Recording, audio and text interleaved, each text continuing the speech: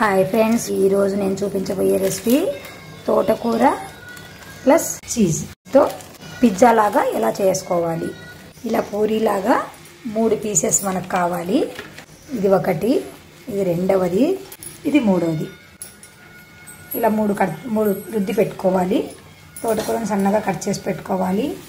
కారము, ఉప్పు, కొంచెం పెప్పరు, చీజ్. ఫస్ట్ ఇలా ఒకదానిపైన ఇలా తోటకూరను ఇలా అంతా పరుచుకోవాలి.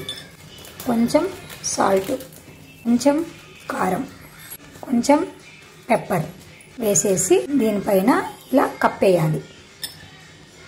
దీనిపైన చీజ్ను పెట్టుకొని తురుముకునేది ఉంటే కూడా ఇలాంతా స్ప్రెడ్ చేసుకొని తురుముకోవచ్చు. ఇలాగా ఇట్లా సైడ్లకి ఏం చేస్తున్నానంటే ఇలా చిన్న చిన్నవి చేసేసి పీసెస్ ఇలా పెట్టుకోవాలి.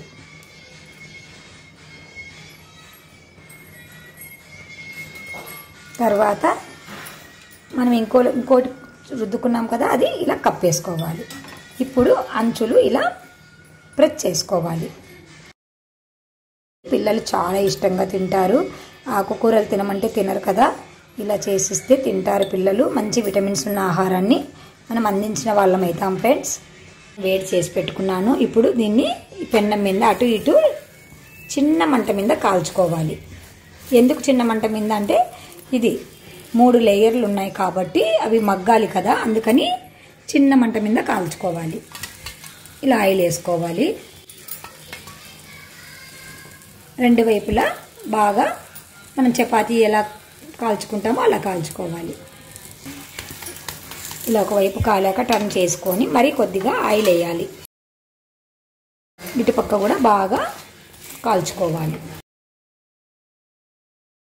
చాలా సింపుల్గా, చాలా ఈజీగా, మంచి విటమిన్ ఉన్న మనము పిజ్జాని రెడీ చేసుకున్నాము. బజార్లో దొరికే పిజ్జాల కన్నా ఎన్నో రెట్లు విటమిన్స్ ఉన్న పిజ్జా ఇది.